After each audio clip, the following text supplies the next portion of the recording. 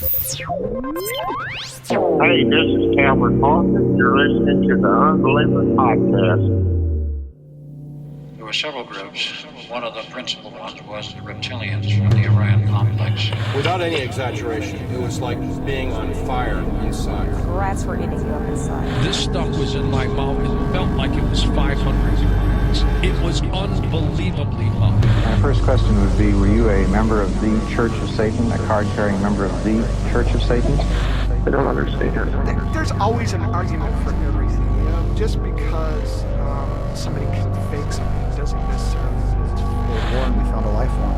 And that's when I started shitting my pants. So for the person who called, I am carrying an alien. An alien baby, we covered right here, okay? Okay. Something is happening. What is it? That's the question. So do UFOs exist? It depends on what you mean exist. Paranormal investigation teams, a staple of modern cable television and documentary formats. But did you know that there was a time when this very concept was new and even somewhat groundbreaking? You probably did, but regardless, tonight, the Unbelievers podcast dials it back to the before times of the late 1990s to discuss a very ahead-of-its-time ghost-related experiment that set the stage for nearly every ghost hunting reality show to spring in its wake. Only this time, the fear, contrivance, and even misogyny are displayed center stage in this pre-internet gem of a Blair Witch-inspired happening. So, join us now as we inspect our po' boys thoroughly and stay as far away from the attic as we can for the St. Francisville Experiment. Right here in the program, we continue to learn to unlearn everything you know. Hello and welcome to the Unbelievers podcast. I'm Russ Ryan, and joining me as always is Drea Mora. Hello, Drea. Hello. And returning another week, it's Brendan Shay, TV's Brendan Shay. Hello, Brendan. Hey, guys. How's it going? What's up? What is up, everyone? And yes, Brendan, you are back. You passed round one, a win Rob's chair, and Drea and I simultaneously handed you a rose at the very end. You have returned to prove yourself in another episode. How's it feel? Thank you. I'm so excited. Proud and happy to be here. Do you still have the roses? Big chair to fill. Still have actually, I dried them and put them in a book, a special book. Perfect. So. He knows what's up. That's why he's here again. And we're doing something, man. I haven't said it in a while, but TV's Brendan Shay. This is something a little bit up your alley, what we're getting into tonight. So I'm really excited to have you here. Shay, always excited to have you here. Let's just get into it, man. It is time for the St. Francisville Experiment.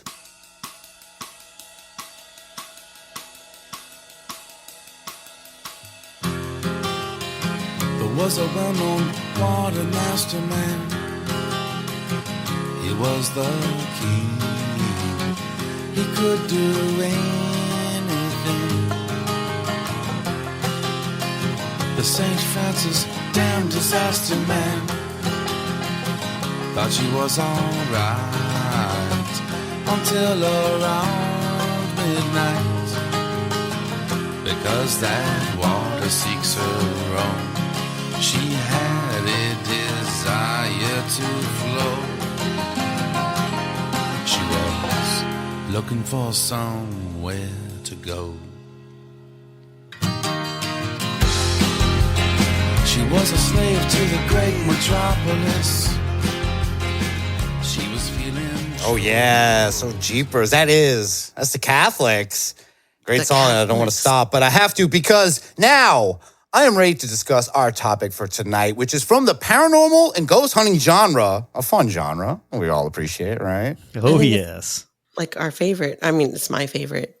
Yes, and and Brendan has been part of a few ghost hunting programs, hence the name TV's Brendan Shay. Brendan, you also had the pleasure, I know I've mentioned, of being recreated in a scene, which is something I have dreamed of since I was in my 30s, like the way back times, the Rob era times. You know what? When I used to watch Unsolved Mysteries and shit, like I used to be like, could you imagine ever somebody like being on TV and somebody playing you, how awesome that would be? And then it happens. And the guy who portrays you looks nothing like you and recreates a scene that did not happen. That's the dream. That's the dream. Make me up my memories. Thank you. to look at and go, that's what you think I look like? This guy? Yeah. Come on. Oh, Right? my God. I'm so curious, like what people would think, pick that girl. That looks like her. I'm curious. You know, it'd be sweet though if I could get a hold of that cross that they used and have that actor sign it and send it to me and be like, "Here, this was from your episode where I played you."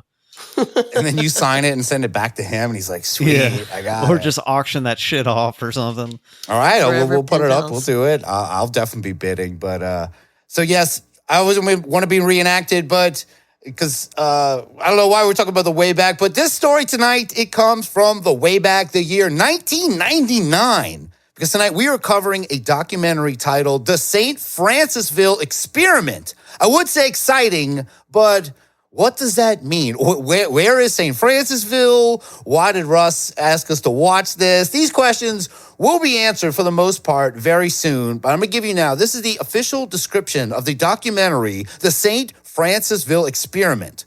4 non-actors with no script locked themselves in a haunted Louisiana plantation home overnight to film what takes place.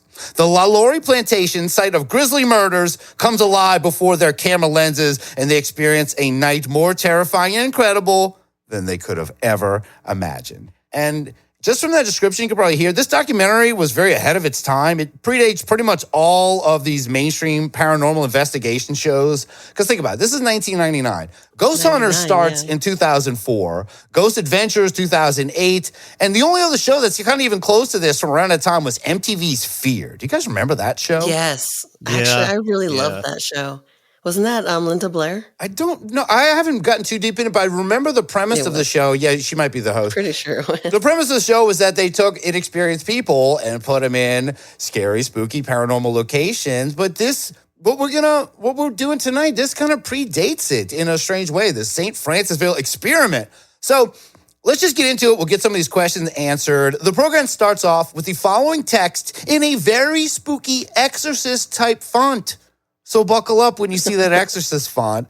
St. Francisville, Louisiana, on October 17th, 1999. 4 people went into a haunted house to investigate the presence of ghosts and record their findings on video. The events that follow are entirely real. And I'm going to give just a little cultural note for the time. So this is 1999. The original Blair Witch Project came out in July of the same year. So there is the shadow of this being not so real just with that information. Yeah. I hope not. No tricking, please. Please, no tricking me. So let's get into it now as we meet the mastermind of this experiment, Paul Salamoff, the producer, and the first of what they call the participants. This is a guy named Tim Baldini, the film student. I got the idea for this experiment. What if you took 4 non-actors, trained them to hunt ghosts, and then locked them into a haunted house for 24 hours? I am qualified for this experiment because I'm a filmmaker, and they need somebody who's quick on their feet, who's got a good sensibility of where the camera should go, and what kind of feelings you should give the audience by what kind of camera angles I'm going to throw at you guys. So that's why I'm qualified. Okay, so this is a quick setup and meet the team. That was Tim Baldini. He's a very 90s looking guy. He's like Zach Morris or someone from the real world. But it does sound like he's recording in traffic. He's not. It's just kind of a little bad audio. It was the 90s. Bad audio was everywhere. It's okay. He sounded like he was describing himself as the Nick Groff of the group. He's going to get the camera angles right. And all right. I'm glad you're bringing these parallels already, years before Ghost Adventures would ever be around. And yeah, like I said, he's like a brown haired Zach Morris type. But he's into film equipment and stuff. This whole thing is right up his alley. And now, in a similar quick fashion of the go-go 90s, we're going to meet the rest of the participants, starting with psychic Madison Sharap, and then Paul James and Ryan Larson, who are letting us know why they are qualified for this experiment, not project. I know I qualify for this experiment because I've had a long history of interest in the paranormal and the metaphysical world. I think I'm qualified for this experiment because I've had my own ghost experiences. I've never actually chased them, but If I'd known there were ways to do it like I do now, I definitely would have. So. Well, I think I'm qualified for this experiment because, I was a history major in college. Okay, I didn't cut that short. That's all Ryan Larson gets as an intro. She's like, "Well, I'm a history major." And I'm like, "Enough said. Enough said." Yeah, you're qualified to be on the History Channel now and talk about dinosaurs and Hitler. She didn't even have to mention, because I guess if you're watching, she would realize that she's like the hot one of this one. I was like, she could have been anything, and she gets in. But the other guy, he's kind of like into ghosts, and of course, we're going to learn a little bit more about Madison, who is very much could have been in the cast of The Craft, super 90s psychic girl. Perfect person to put in a situation like this. But the other guy, his name was Paul James. And but yeah, Madison, she sounds like a porn name, Paul James. Does it? And that might lead you in certain ways. Watching this St. Francisville Experiment, which you can watch on streaming services, it is filmed like 90s porn. The film quality of it. Yeah, you do think that some hooking up might happen. Maybe it does. We'll find out. So so this is set up. We got 2 guys, 2 girls out there looking for ghouls, and all that's missing is the dog. Madison, man. Honestly, and being in Louisiana and that Madison girl, I felt like I had met this girl before. This kind of lines up. I don't know if I did or not. Madison, if you're out there, you seem very familiar of a person. So after this brief introduction, expressly with Ryan, I do history. Okay. The team is shown their ghost hunting gear for the experiment. And this is a great sampling they show you of 90s gadgetry. Like, think of late 90s, what you were hunting ghosts with. They had motion detectors, and then they go to jars of flour. Oh, yeah, for sure. I think it's a tried and true. Brendan, have you ever used, not bags, I guess. I guess you could use bags. Jars of flour? I mean, I put flour down to see if any footprints go through them. Yep. Yeah, that's what they introduced it as. I think that's a tried and true throwback technique. That there's cocaine, who knows? Yeah, as long as it's not, you don't want to waste your cocaine on the ghost. You just get flour. Not. So you have used flour to haunt, Brendan? Yeah, I have plenty of times. Well, spoilers, they don't use it. I don't know why they brought it. Anyway, they bring flour. Are they at least maybe it really was cocaine. Yeah. By the end of it, we might go back and visit whether that was a question or not. So, but they also give them a digital EMF meter, and I only know this because I've seen the thing. But he just calls it, the guy introducing these, he just calls it a meter. He's like, "Hey, I brought a meter," and it's like he's keeping the ghost hunting secrets. Like, don't tell him everything. But he had an EMF meter. They also had a tri-field meter and a thermal scanner for taking the temp. Common stuff now, but I think some of that stuff at the time, I would have been kind of like, "Oh, is that how you do it? Like you do temperature stuff?" It's a little ahead of its time, right? Yeah, I mean, I'd agree with that. I think it was always kind of a thing, but they started coming out with, I think, tools that were easily to be accessed by the public. I mean, you could go to Lowe's and buy a digital thermometer and that kind of stuff. So it wasn't around so much at the time. And yeah, I know you could read books about ghost hunting and stuff and know about this. It wasn't easy accessible shows for this. So now the participants, they all chime in again. This is the real world. This is this is almost like they're in the confessional about how they feel about going into this house. So let's play Ryan, the History Girls one, because she got screwed out of screen time earlier. And we're going to hear Paul, the film student. He's going to chime in at the end here. How do I feel about going into the house? Well, I feel really nervous. I feel really anxious. My stomach's been kind of on edge this morning, but I feel excited because it's totally new and it's going to be this real challenge for me because I get really scared. I'm not exactly too sure whether ghosts exist or not. I think it even gets a little bit more deeper than that, because if there are ghosts, then that means that there's got to be something else outside this life. That's something that I'd like to believe in. So I hope that going in there, I will see something that will confirm any beliefs that I've had as a child or right now about what happens after death. Wow. So these are filmed separately, but the birds are consistent through both clips. I appreciated that. The birds are active. But man, that Ryan girl, she sounds scared immediately, right? She's almost a little out of her element. It's almost like they need her to amp things up. Hey, you want to go in a haunted house? No, I'm very scared. You're perfect. Oh, yes. Yeah. I mean, someone's got to act scared, but I don't think she actually sounded scared. Yeah, that's true. She might be playing it up. She's brave as hell. Oh, she's yeah, fine, little girl. She's a trooper, and Paul, he's coming in with both feet, though, man. It's like, he's like, this is just confirmation of what I already know. It's like, he's boss, he's very deep. You don't hear it in there, but he is smoking a cigarette, very 90s-like, in a chair, and I appreciated that part of it. I heard that exactly, the crackle. Yes, you can feel his ash going down as you listen to him. So then it comes to the young mystery gang with the producer and these oldster tech guys that were teaching about flour and everything. And then show them they're eating together. They're eating crabs at a restaurant. The most Louisiana thing I think you can do. They're really nailing it home. This is a Louisiana joint because we're just always eating crabs. That's just what we do. Or like the crawdads, right? No, yeah, you would think so. No, it must not have been crawdad season. That's disgusting. They were eating crabs. So here they're going to lay down that St. Francisville is a very spooky and haunted town dating back to the Civil War times and the place that they're staying. They don't tell them much about it, but they're telling them this could be very, very active. But they won't say why. They don't want to taint this experiment, not project. So they have no problem tainting it for the audience, though, thank God. As we hear the alleged history of the house from real deal psychic Sarah Clifford, who introduces us to this story's ghostly villain, Madame LaLaurie. Sarah, tell me about Madame LaLaurie.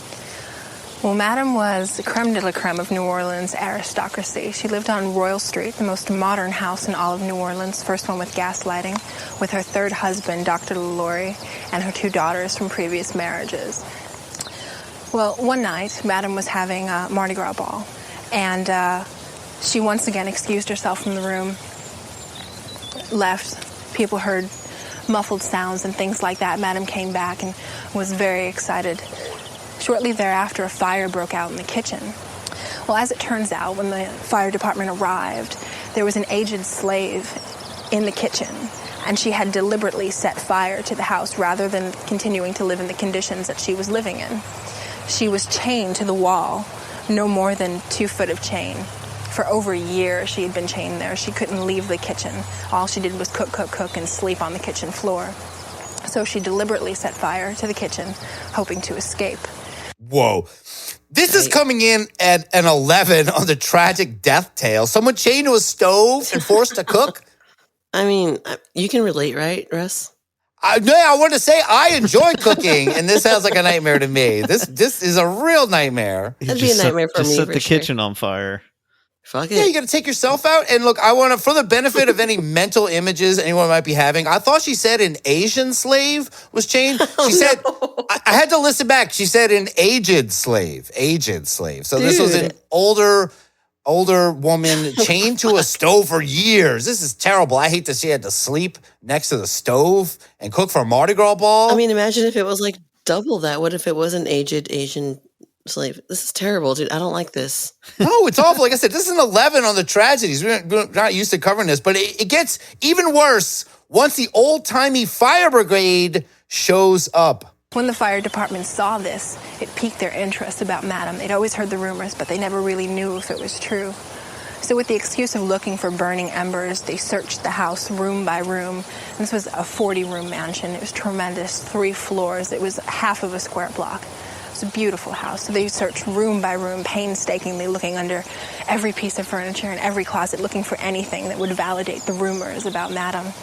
They finally got into the attic, and there was a room that they couldn't seem to open. It seemed to be locked from the inside. So they called more people in, and they forced the door open. When the door opened, they were immediately sent back by what they thought was the stench of death. But on further examination, it seemed that everyone was alive in the room. The first person they saw was a small 12-year-old boy, whose half of his face had been peeled away, his skin removed, and his muscle tissue and his veins and his bones were exposed. And the wound had since been infested with disease and insects. And he was kept alive. He was force-fed. And he was taken care of well enough so that he stayed alive. Whoa, so this is possibly the most horrifying thing we have covered. His face half off? Half off.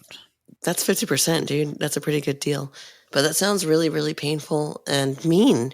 Why would you do that to somebody? It It's the worst. And we aren't some wacky true crime ensemble podcast, but somehow Ed Gein's ghosts and now this have taken center stage just in the last month or so. And this is all going down on Royal Street, okay? The French Quarter. Our buddy Chris lives right near where this went down many hundreds of years ago. Oh, yeah, that's right. Well, this madam sounds like a real bitch. She sounds like a crazy bitch.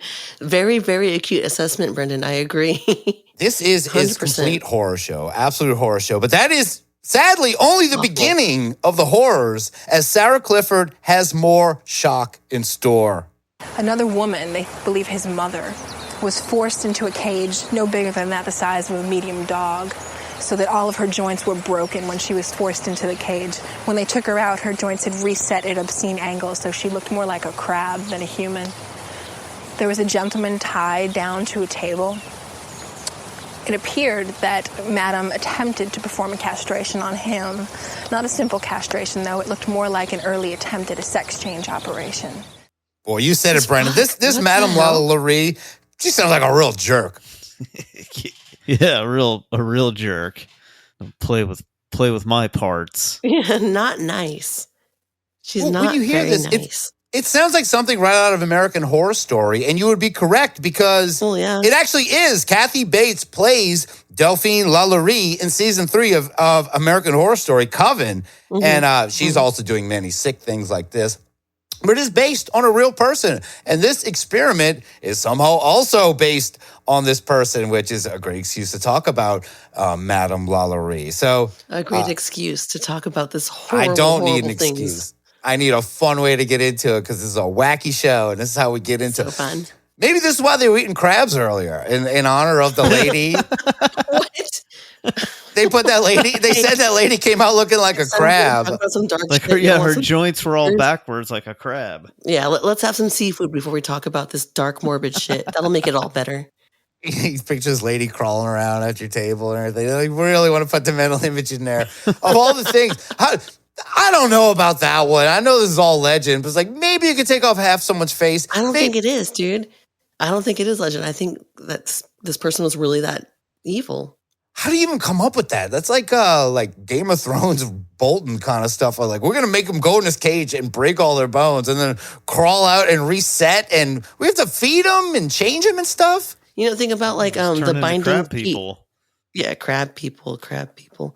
But they would do that in China. They would like bind women's feet, you know, like break them in half to make them small because they said that like small feet, tiny feet were more beautiful and more prized. They would literally break their feet in half, little girls, and have them grow back all fucked up. Yeah, I don't sign on for that. I'm just going to say, I want to go on record, say I'm not for bad. that. Those guys sound like real jerks also. So yes. If this is what these young rookie ghost adventurers are going up against, then wow, okay, good luck. That is a bold move. But wait, I just thought about this. St. Francisville, which is in Louisiana, that is about 2 hours away from the French Quarter. Why are they here in St. Francisville eating crabs? Well, at the time that the firemen were searching the house, Madame knew, I'm busted. They're going to find me out. So she was collecting some of her things into a coach below. She had her coachman, Arstessus, assisting her. There was an angry mob gathering on the street below. Arstessus drove the coach through the gate doors, through the angry crowd of people, and fled away. And since then, nobody has had any actual proof of where Madame is. Many people have their theories, though. Some people believe that Madame may have fled to St. Francisville. Aha! And wow, what an action movie escape. An old-timey carriage busted through the gate in the French Quarter past an angry mob. It's like, holy shit. It's pretty cool. Kind of like Frankenstein. Yeah. A little bit like Beauty and the Beast. Well, Frankenstein was the monster's name. No, I mean, the doctor's name. Never mind. So, so accordingly, she escaped to Francisville. And I'd say this is probably a better case for this team than the actual LaLaurie mansion, which I found out is actually for sale right now. If anyone is in the market for a mansion in the French Quarter, it is only about $10 million. It is very cool looking, though. It's been redecorated, very gaudy. I believe someone from Texas bought this and Texas it up. It's kind of a shame. No. Very, very, very Cool place to be, though. So as this goes on, so now we have our setup. We then meet a voodoo priestess named Ava K. Jones, who warns that they might get a spirit attached to them in the house that they are experimenting in, which is a very old plantation house that people believe Madame LaLaurie escaped to and possibly continued her sick practices of half-facing and making crab people and changing sexes, whatever she's up to here. This old plantation mansion has many claims of ghostly activity attached to it. A young girl screaming has been claimed to happen there. A man in blood and chains walking on the balcony has been sighted. And a woman with a whip screaming in French. I mean, who else could that be? That is a true sighting that's happened. There's a French screaming whip woman there. I swear it's not me. It's not me. Sacre bleu. Yeah. Onkide. And he's whoosh. I do like the whip part of it. But the other thing is that there could possibly be bodies hidden in this house, like in her French Quarter home. Because that was one of the things with the original LaLaurie mansion, the quarter. They found bodies in there years and years after she had vacated the premises. They're very well hidden bodies, lots of secret rooms in this. Oh, if you're in the market for that mansion, there is a secret room in a closet that leads to a little speakeasy inside of this little mansion. Whoa. I mean, that sounds pretty nice. Now I'm in the market. Right? Like, now Brendan's interested. This place is 3 stories on Royal Street. It has balconies on all of it. It has a secret patio on the roof above the French Quarter. The place looks great. I would, look, decorating be damned. I want the LaLaurie mansion, at least to go in. Is there a jacuzzi, though? That might be secret. So this is enough of a setup, right? Okay. Yeah. Can we get the Scooby team into some danger now? Yes, we can. So immediately upon arriving, young goth psychic Madison, she gets a really bad feeling and then decides to just take the lead. I think I need to tell everybody something. When we get in there, we need to talk to that house. I don't know if anything's in that house, but we need to tell it why we're here, what we're planning on doing, and asking for its permission. It's for protection. Guys, hold up. I gotta get my stuff. Madison's creeping me out, dude. She's not gonna hold up. That's the thing. She's totally not gonna hold up. I'm gonna smack her. I'm serious. All spooking herself out. Yeah. Okay, wow. So remember, this is back in the 90s. Smacking a psychic was viewed very differently at the time, but let's hear that again. I'm gonna smack her. Wow. Smacking psychics. Not a good look. Right, but look, I'm down. Sometimes you need to because... All spooking herself out. Yeah. She's just spooking herself out. They're just trying to help, you know? They're not even in the house yet. All they've done is eat crabs together and drive up to the place. And then Madison's like, all right, look. And they're like, snack psychics. They haven't even unpacked the car. You can hear the blinking car noise from the 90s that we all love. No, you smack before you unpack, Russ. We got to keep these chicks in line. Look, Fred or Shaggy would have never said that shit. Chicks. That's all I'm saying. There are such thing as male psychics we can smack around too. Yeah, unfortunately, they're not along for this trip. So after a brief discussion about ventilation and how hot it's going to be in the mansion, which becomes a very big issue, they're like, can you open the windows? And the producer's like, no, absolutely not. Are you crazy? Don't even think about it. Like, it's hot. I don't care if it's October. It's Louisiana. It's very hot. And October's the hottest month. It's like Indian summer. Start get relief, but I'm starting to think they're maybe not from Louisiana because they're like, this is brutal. But, you know, house with no power, I get it. So they finally head in after Ryan assures us that she brought a tank top, which, like I said, Ryan was the hot one. Thank God. History major. She does let everyone know, look, it's going to be hot in there. I did bring a tank top. Good to know. It's okay. So they enter the house and they find a box of food waiting for them on the porch. And they do the standard white light protection over the house a la Madison, who I will say, she was able to start doing a little white light protection. She has not been smacked yet by Tim or Paul or anybody. And after completing the white light prayer, the producer lays down the law. But sexy Ryan, well, she's got other plans. Okay. Amen. Okay. Communication. Hugely important. Got it? Whatever you're feeling, thinking, keep it all 4 of us. There shouldn't be things between 2 or 3 people. Nobody should be left out. That's just for safety reasons. I mean, it'll keep people from breaking toes and falling down staircases and as long as we all know where each other's at and, communicating. I mean, to an extent. I promise to communicate everything. Yeah, I do too. Yeah, me too. Furthermore, do you promise to communicate I everything? promise to communicate every single thought that I have in my mind. Say it. No, I was just thinking I feel like I need to say a prayer. We just had one. I need to say my own. Okay, go ahead for yourself, but I don't want to turn into a big prayer meeting all night. Could you say crab meeting? No, she needs her own. Okay. Great communication, Ryan. It's like the guy's laying there. He's like, all right, we must communicate everything. You got it? And she's like, wait. Can I say a prayer? He's like, no. Thank you. She just had a prayer. They're all looking at her going, say the fucking prayer. We're communicating. She's like, no, they're like, just let her, I don't. You don't ask permission for a prayer. Like if that's for you and your, I don't know. She seems extra. She's a bit extra. Most people aren't here. You can hear how sarcastic the guys are too. They're total cynical 90s dudes being like, I promise to actually be the most communicative of all time. Like, all right, shut the fuck up. All right, we get it. You're being a dick. You waited till we got into the place to do this. So this was the time of Dogma. Yeah, Dogma around the same time. It actually has a tie into this. Strangely, nice. I don't know why you brought that up, but that was pretty good. Pretty good psychicking on your part. So now this place is too blessed. So they established the room that they are in as home base. For some reason, I haven't been on a ton of investigations. Brendan, do you ever set a home base when you do? Yes. You do?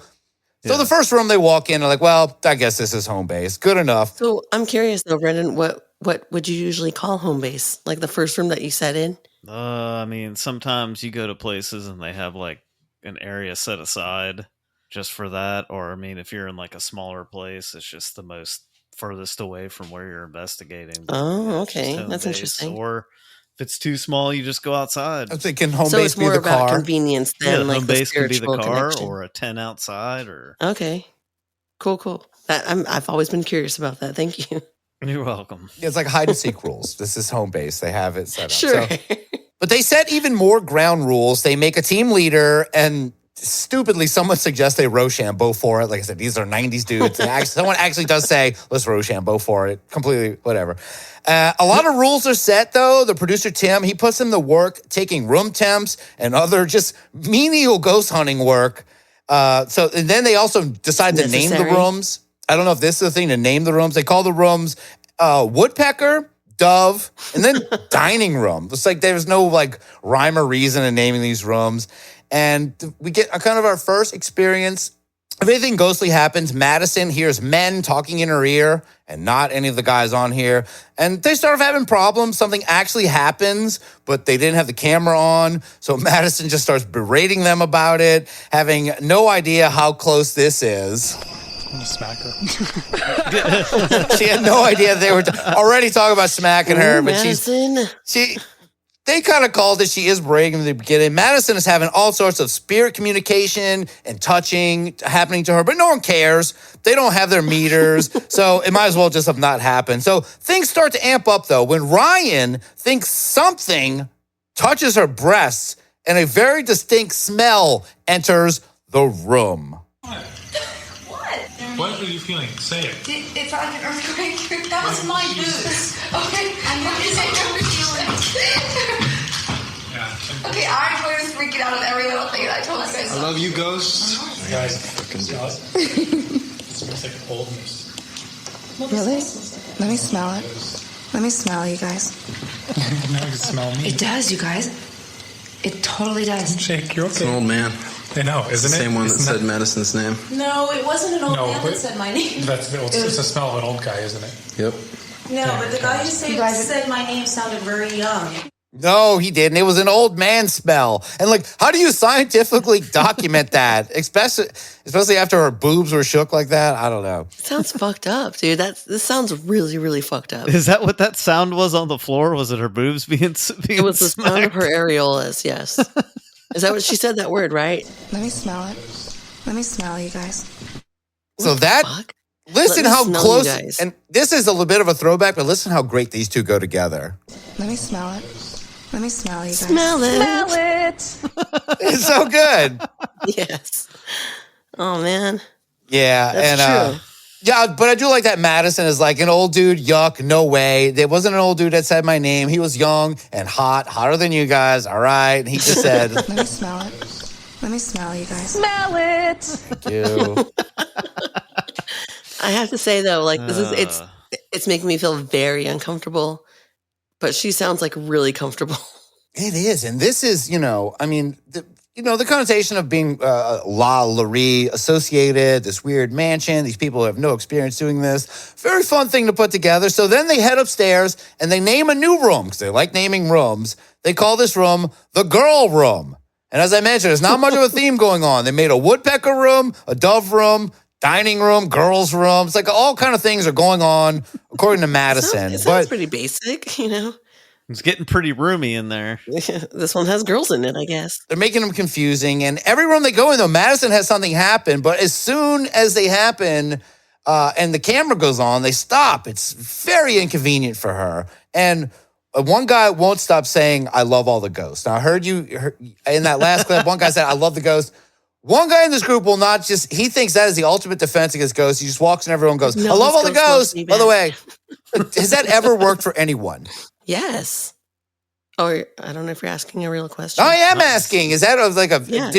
Is this some hack he learned to just be like, I love all you ghosts. By the way, I love you guys. We're like, we don't. Yeah, you know what? Communication actually is good. It works. Oh, shit. And I forgot to play this. Perfect. I promise to communicate everything. Yeah, I do too. Well, there you go.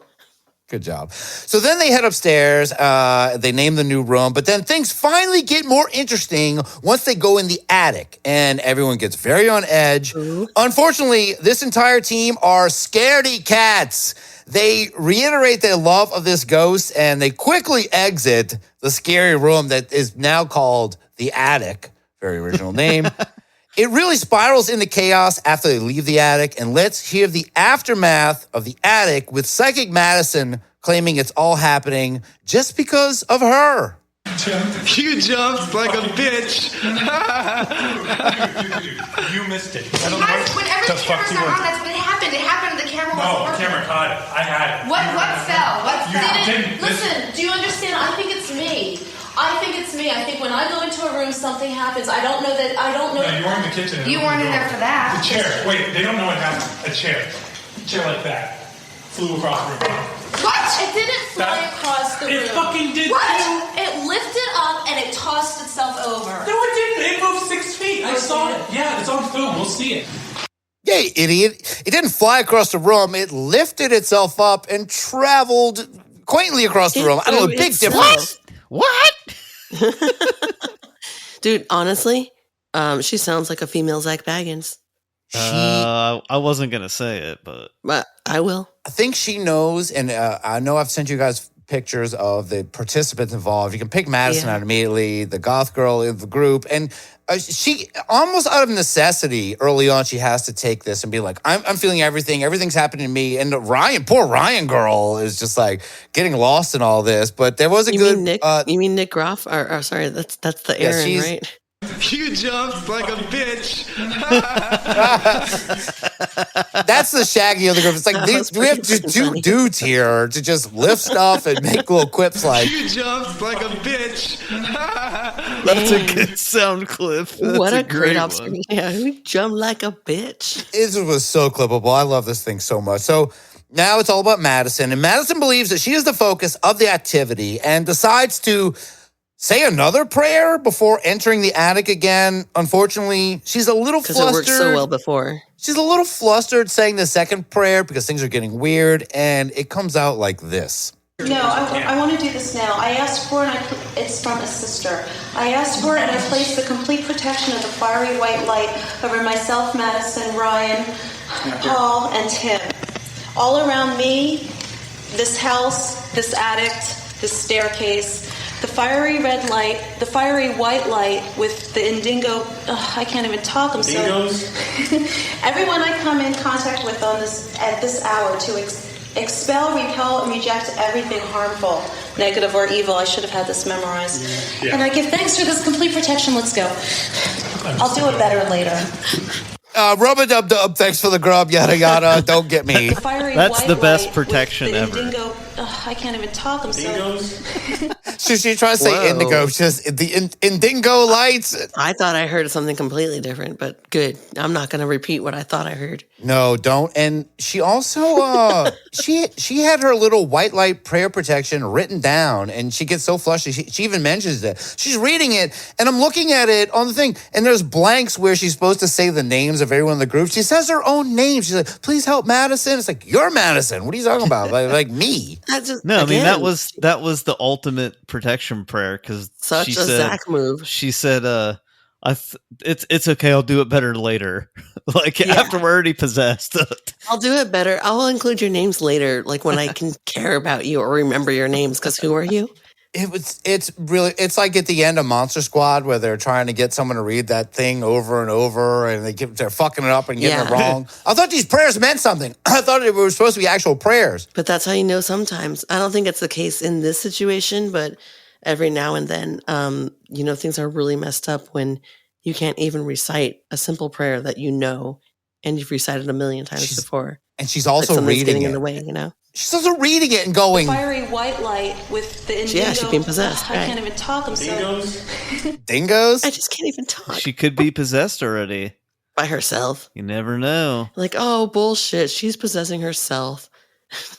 Yeah, well. I don't know. I don't really like her. Yeah, no one does. I mean, remember now. I'm gonna smack her. We're starting to sympathize with these guys. It makes a lot more sense now. They caught on quick. So the prayer must have worked, though, because the addict's second visit was very nerve-wracking, but also entirely uneventful. Nothing flew around. So the team decides to collect themselves at home base and eat dinner together. The crabs processed through them. They've ate crabs earlier. Now they got to eat here. And it looked like they were having po' boys. And they were definitely having po' boys that someone sent them here. And this might be my favorite part of the experiment. Some inappropriate dinner talk leading to hilarity. We should just chill out and just take a Is breather. that time of the month for you or something? Because Oh, come on. What? Come on, Give me a just break. That, Oh my gosh. that is really not fair. It's true, isn't it? It is. You didn't deny it. Paul, It's obvious. Paul, what is it? It's a full moon. It must be it. You're probably inside. Come on, you guys. Come on. Stop fighting. There's something up there. Look, it's trying to communicate with us. I mean, if you remember, I started to talk to you about it before. The four of us should be sitting together. We should be joining hands.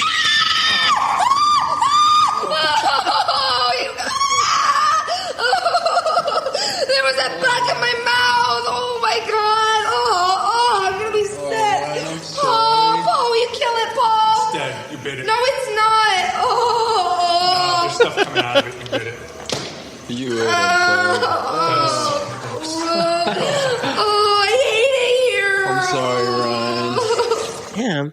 Oh, yeah. That clip actually blew Dre's headphones Holy off. shit, dude. Yeah. Literally, I had to throw my headphones off of my head. That was so loud. So poor Ryan, who hasn't got to say much here, she bites into a pretty juicy roach that was crawling inside of her po' boy. I mean, Ew. it's terrible. That's grosser than them talking. That's grosser than them talking about Madison and her menstrual issues, which again, these guys it's are the full fucking. moon. That's when all the women menstruate, right? Mm. Oh, isn't that what attracts Mothman? Absolutely. Every full moon, because that's when all the women menstruate. Oh my god. I'm really sick. It was. Jesus Christ. Ryan, I know that had to suck, but you're a soundboard legend now because I now have this. I hate it here. I'm sorry, Ryan. Oh, I'm sorry, Ryan. And I sent you a picture of this. This bug part was real. Because they were putting their cameras down, she pulls up her po' boy. There was a roach at the end of the sandwich. It crawls into the sandwich while they're all talking. And it really does. Like, there was a real bug on there. I believe it. There was a bug in my mouth. Oh my god. I'm gonna be sick. And then all of a sudden, Joe Rogan walks out. Congratulations. You have, I don't even know what the fuck he says. Apparently, though, fear is a factor for her. So It is. And the show fear is also a factor in this because it ripped this off big time. Such a good show. But I will say so far watching this, I thought the bug part was real. Maybe all of this is real. If that bug is real, you have to You quit. just said it was real, and I believed you. It is. So next up is the really dangerous part of this whole experiment, the seance. On the trusty Milton Bradley Ouija board, Madison takes turns doing it with other participants, and they land on the spirit being named Charles. So there's a whole part where they all sit down, they do a seance on a freshly cracked open Ouija board from Toys R Us at the time, and they land on the name Charles. So they really focus on this. Madison concludes that she probably knows this guy from a past life or shit or something. It's kind of just... It's left very nebulous. We don't know why we care about this. And then the seance is then loudly interrupted by a pair of old-timey shackles falling into the fireplace next to them. It's getting a little unbelievable. It's a huge jump scare moment where shackles fall down the chimney while they're doing a Ouija board. And Ryan, for some reason, even after eating this bug, Ryan sticks her head into the fireplace and looks up. She's like, hey, why are things falling from here? Are there any more bugs up here? So she sticks the camera in there, and a giant chain falls down, but thankfully one of the frat guys pulls her out real quick. The falling chain doesn't crush her head, and quickly they conclude the seance portion of the experiment. That was it. They've had enough. Wow. It's time to clean this place, cleanse it of the evil and the bugs. So the plan for the cleansing is, I got to check with you, Drea, about this, the way they do this. So they have a plan for cleansing this place, and it is for them to all split up into different parts of the house and say a prayer in different rooms. Would this ever work? I mean, yeah, it can. It depends on honestly, I'm going to be completely real. It depends on the intent of each individual. If you believe what you're saying, yeah. There's often certain techniques, like you got to start from one end of the house and work your way around and have the windows open so that the negative shit can. Well, that's not allowed. They found out. But really, all that really matters is if the person who's saying it really fucking means it. That's it. And this is not the kind of team where you already heard the guys in the beginning. I have to go back. They don't mean it. Oh, some of the guys on the team saying, I'm gonna smack her. I'm serious. I mean, it's like, this is not the most trustworthy team, and they are not going room to room separately. They want to split up. They want to... Yeah, you shouldn't split up like that, no. This is what they choose to do. And the one guy, Paul, the leader of this, he turns into a real scaredy cat about going into the attic alone, because they're like, well, a chair floated around the attic. Something happened in the attic. One of us will be at home base. You go in the girl room. You go in that room. You go in the attic. And he doesn't want to do it. He basically has a meltdown over it. And they keep telling him, fear makes heroes, which he's not buying into. I'm not buying into either. Before. So here is the tail end of said meltdown, where he is resigned to the fact that he does not have it in him. And he chucks his prayer book down the stairs and kind of gives up here. Man, I've never been anywhere this scary. Ever have I ever been so scared. This is ridiculous. I know. Have you ever gone into something like this before? No. I'm not writing shit. Fuck the book. You can read stuff. I'm not writing anything. Write it out. I'm dropping the book. Look out. Get out of the way. I'm dropping the book. I don't want it. Goodbye, book. Would you be this scared? Yes, we would all be I'd be freaking out if I were you. Yeah. I'm scared of the attic with no light in it. Shine the light in. Go, just turn on the light. Just turn on the light. Just the light. Turn it on. Come on, Charles. Turn on the light. Charles. Make an agreement that you'll go in and you can talk. Charles, if you turn on the light, Paul's going to go in. Not real. Charles is really No, Charles can't just turn on the light. He turned it off. He didn't turn it off. That wasn't him. So it is not good when your leader is having a freak out like this. It's like, man up, Paul. I love this clip. Get out of the way. I'm dropping the book. I don't want it. Goodbye, book. He says goodbye to his book and throws it down the stairs. They're all down there like, come on, man. He sounds like Zach Bagans having a meltdown. Yes, agreed. Like literally his voice actually sounds like his voice. I like how the other guys are just egging him on. They're like, come on, man. You can do it. Charles, turn on the light for him. They're like, Charles doesn't do that, okay? So he turned off the light. They're just totally... Charles doesn't do that, okay? I'll tell you what. I love this clip. It's called Buy Book. Get out of the way. I'm dropping the book. I don't want it. Goodbye, book. It's pretty good. Goodbye, book. They sound We Hardly Knew Ye book. Yeah. So he moves on. So this has to happen. The whole point of this is to cleanse this place. So they do finally convince him to go up there, or else how else can they cleanse it if they aren't all in different rooms, right, Drea? Sure. Yeah, spread it out. So they all start their prayer, and every one of them has something very spooky going on when they recite the prayer. They all got cameras on themselves, and this is when it starts to get a little bit unbelievable. I'm like, wait, maybe I'm being tricked. And I'm not going to play them all, but I will play Paul in the attic reading his prayer as he is most likely peeing his pants. I ask and I place the complete protection of the fiery white light of love around this attic, and I do not want this door to shut. No ghost, shut the door. Ah! Fuck, see, okay, there's stuff. Fiery white light of love. Was that? Okay, I call upon the fiery white light to cleanse, purify, and protect this house, and to free all the house of evil and all the spirits. What was that? Who's up here? Somebody up here? If you want to communicate, talk to Madison. Yeah, Charles. It's like, do what you want to the girl. Just leave me out of it. Could you imagine if that was Gandalf's speech in the Mines of Moria? Like the fiery white light. You want to talk to Frodo? Oh my God, it's not me. It's not me. Goodbye, folks. Oh God, I'm sorry about my voice. Oh my God. So yeah, and this whole thing leads up to him finding a hole in the floor right after this. He starts digging into it. And he cuts himself. Like, there's a huge splint of wood that gets cut into his arm, and he's bleeding. Like, this is very real. It all seemed very real, even though this could be just a masterclass of acting on his part in that last clip. But God, he is very much. I've never said a prayer so scared in my life. I don't think I could fake it. I don't think I could ever finish a prayer if I was that scared. So yeah, it kind of feels a little bit fake. That's the part. That's when it started getting me. Because this whole... my God. And the name of the... oh God, Charles. It sounds like you go was mess with Madison. Mess with the girl. Leave me alone. I thought I heurd it too. Yeah, that little creaking or whatever was like he was shitting his pants. Let's hear it again. We definitely heard there was definitely a little wedding going on. Like I said, they finally got him up there, and that's what you got. That was his prayer. But this whole final segment, like everyone doing this, it became very, very Blair Witch, which was still a fresh thing at the time. Remember, one guy gets it off kind of easy though. One of the frat guys. He just finds rats under the bed in the room. It's like, oh no, a couple of rats. They don't even come at him. He's just like, what are these rats doing here? And what are the cockroaches doing in the sandwich, dude?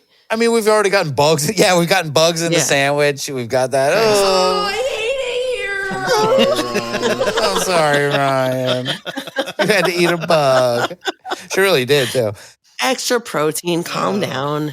So amidst all this chaos happening to the participants, we cut to Madison, the de facto psychic goth girl leader, talking to a ghost, and this dramatic turn of events that will end the St. Francisville Experiment.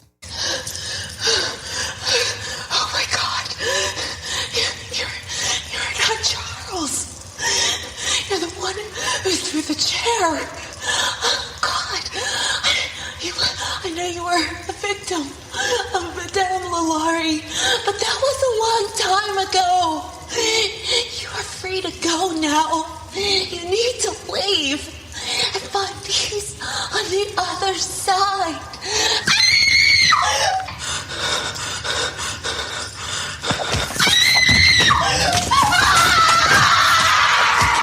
Madison! Madison, come on! Honey, open the door! Madison! Oh my God!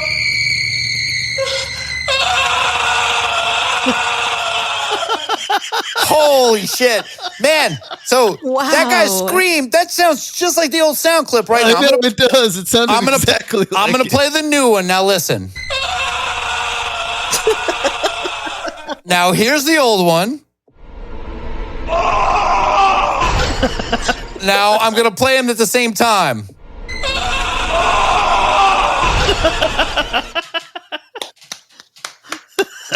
Wow. Great. Wow. That is the very conclusion. He walks in the room and Madison is covered in blood, standing in a room. It's Good. very like. Oh, so it was her period. Okay. I get it. Bringing it back. Yeah.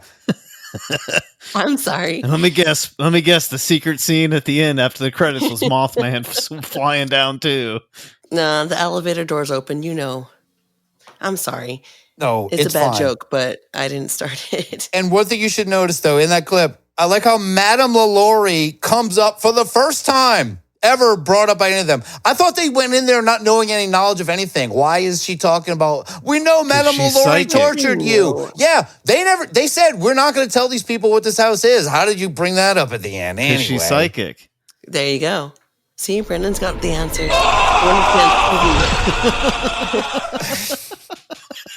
So that was it. That was the very intro. The very end, very outro, whatever. It then cuts to a text screen that tells us, quote, Madison, Tim, Paul, and Ryan were rescued from the house and sent to the hospital for observation. Madison, unable to explain the cuts and abrasions on her upper torso, was in a highly hysterical state.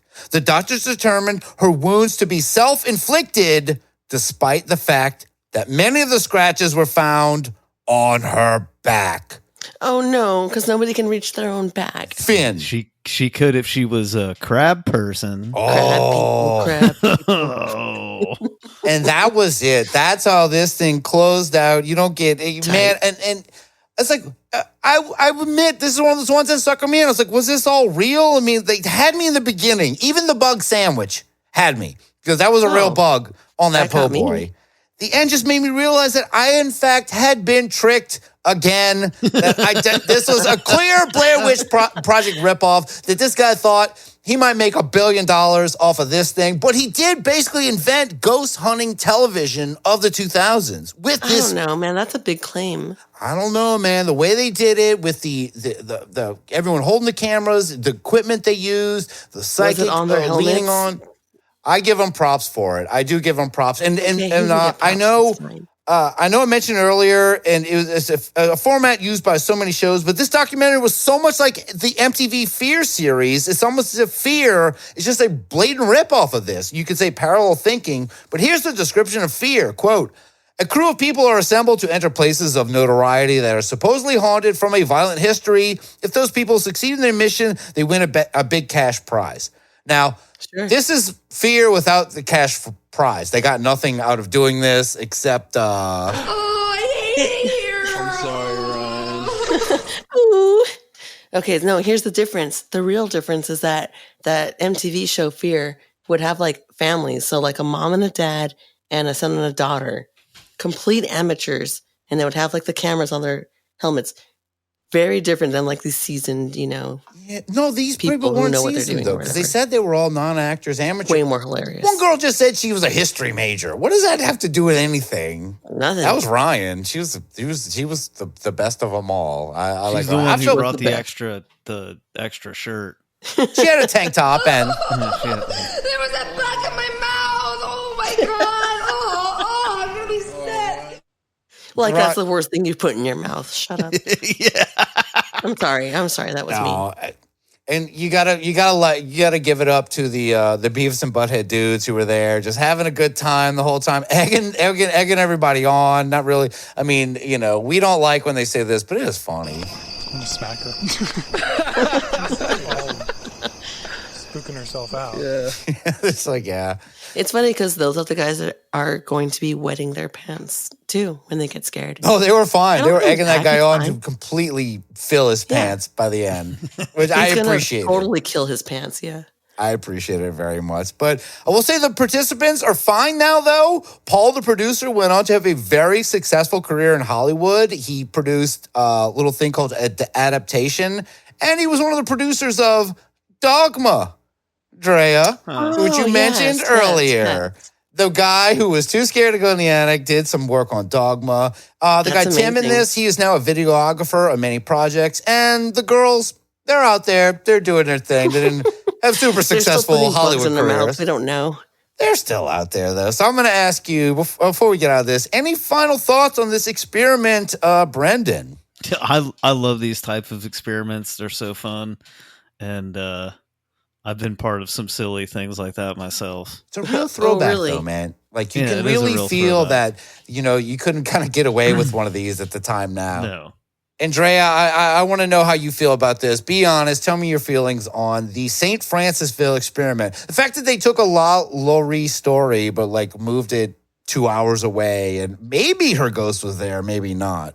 I will say that I completely forgot that we were talking about Madame LaLaurie because it was just like all about then, which is fine. Like it was the late 90s. People was like, I don't know.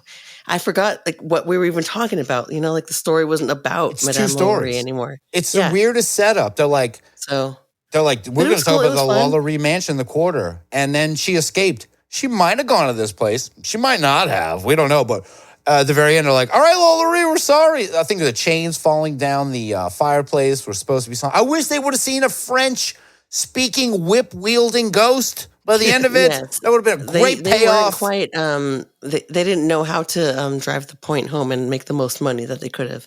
Russ, they made a special edition of this DVD, and they do behind the scenes, and they talk about that they didn't have the money for the budget, so they had to, but they really wanted to use the story, so they were like, well, we can tie it in by saying she went here. Patreon.com/Unbelievers podcast. In a couple months, we'll get that DVD. We'll watch these special features. Juicy fucking details, Brendan. Thank you. Yeah, no, that was a good teaser. I like that. And something I want to ask. So we need to what's the poll going to be? We have to go to unbelieverspodcast.com and answer this week's poll. I was going to say maybe it's Ryan this. On her period. What was that? Was Madison on her period? Yes, no, or other? Yep. All right. You got it. Go to unbelieverspodcast.com. Thank you, Drea, for making me posts about this on Instagram. I was going to suggest what's the scariest thing in a haunted house, a bug sandwich, rats, attic, whatever. Of course that's what you were going to ask. Everybody, yeah. This is much better. So that's it. And let's get out with this song from someone no one knows, nor should they care about.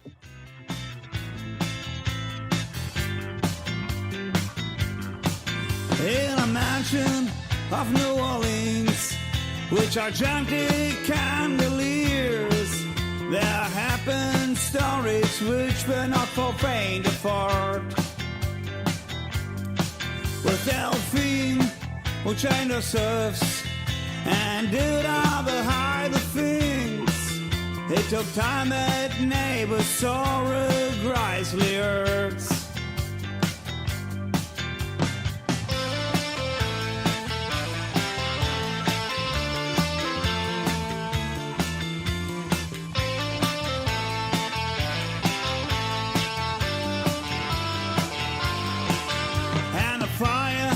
That through her house, so the firefighter saw those enslaved been chained and been. Very cool. This has been very fun doing the, I guess, LaLaurie adjacent, but great old 90s, early pioneers in ghost hunting documentaries. I dig it. I dig it a lot.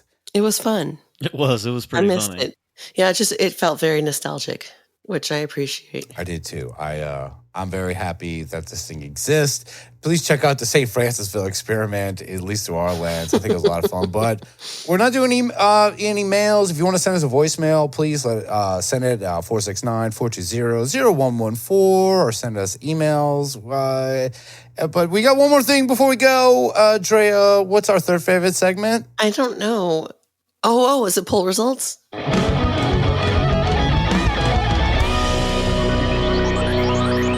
This week's poll, what's the weirdest thing in Australia? And the choices were the Bunyip, the Yarmayahu, Drop Bears / the band Drop Bears, or You're a Beast. I'm going to ask you, Brendan Shay, what do you think the Unbelievers said? Hopefully the Drop Bears. Brendan's going Drop Bears. How about you, Drea? Yeah, Drop Bears, but in parentheses, the band. Oh, well, I'm sorry, because that came in with only 33% of the vote. With 40% of the vote, the Bunyip. The Bunyip, for some reason, comes in as the number one weirdest thing in Australia. But, of course, there are others. What's the weirdest thing in Australia? Don't go swimming with stingrays there. They already took. Yep. They already took our greatest Steve. Oh no, and that is from Whooping Hooper. Thank you, Whooping Hooper. I didn't get your Whooping Hooper thing, but I saw a Steve thing, and I think you might know this. I am home.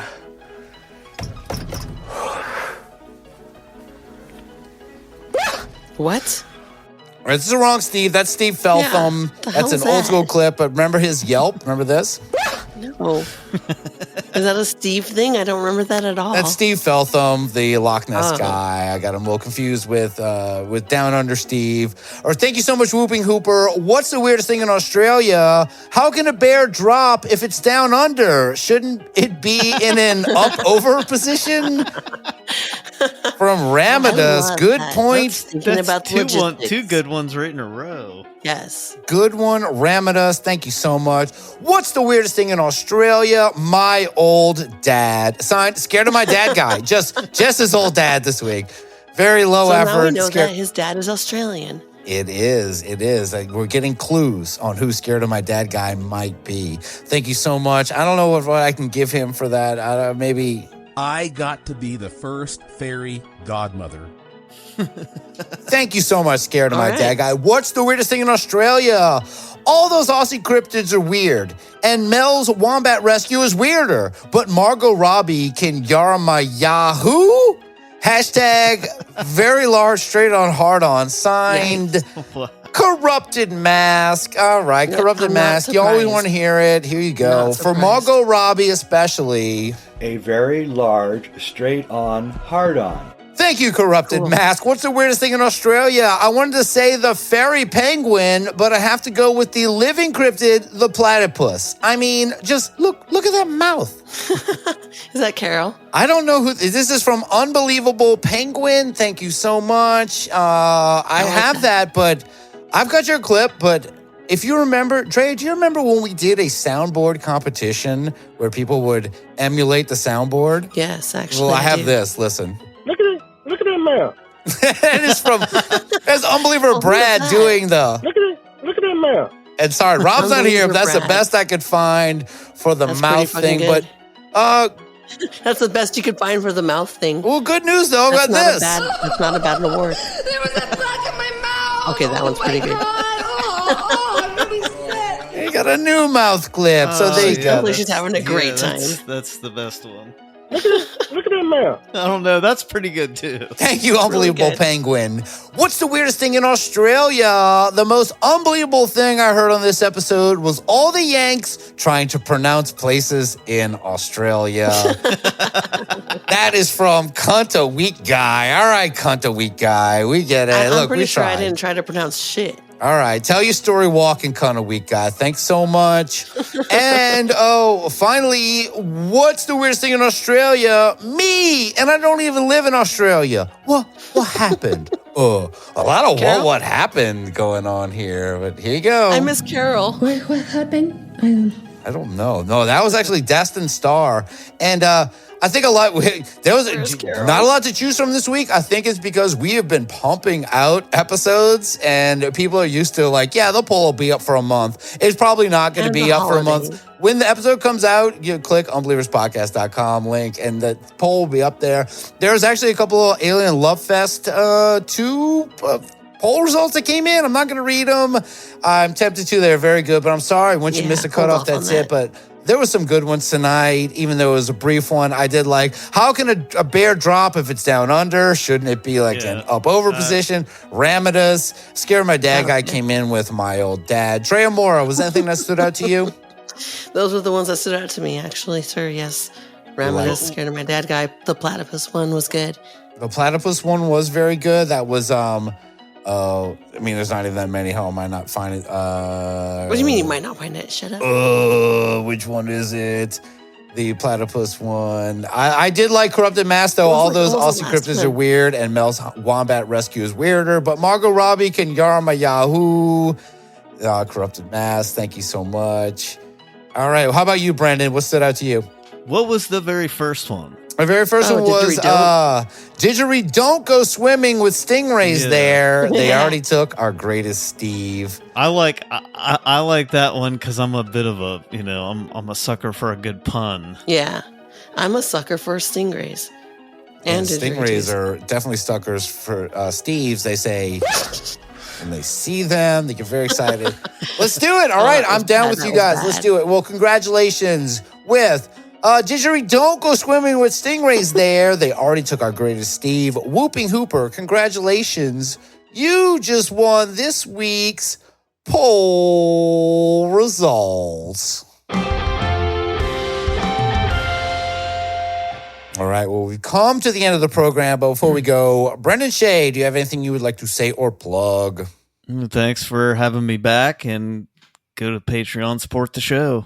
All right, and Drea and I have our roses holstered. We don't know where we're going with this one. So many roses. But I will say, Drea Mora, do you have anything you'd like to say or plug? Yeah, I mean, just like keep an eye out.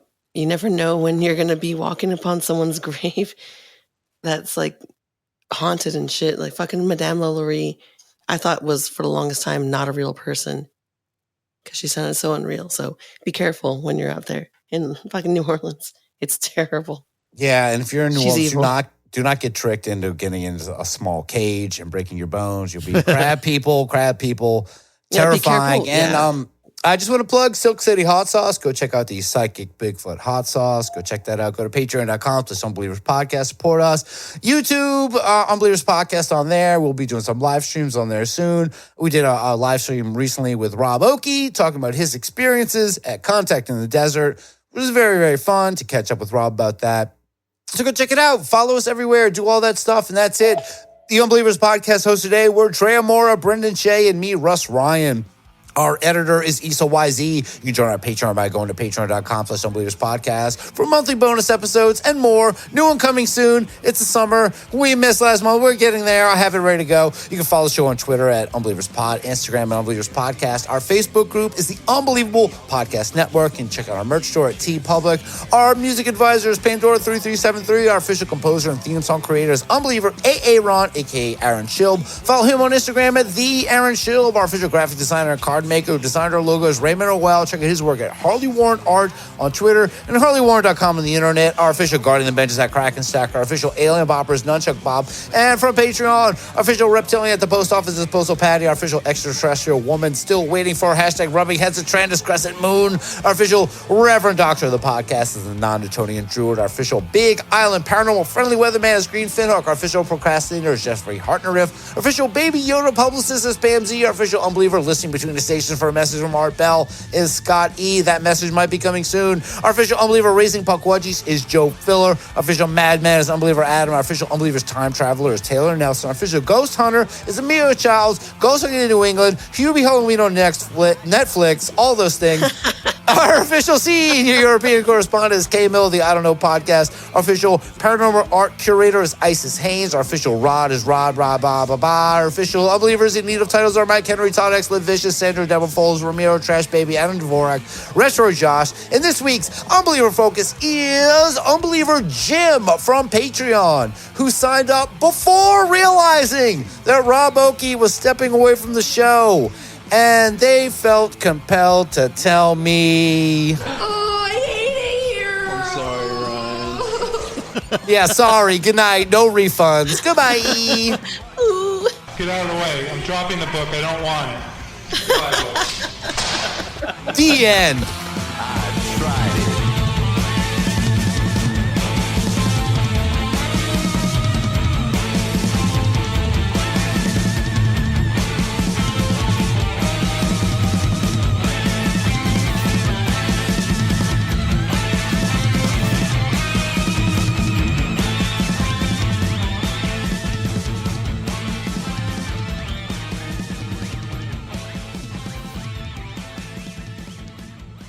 Discontinue!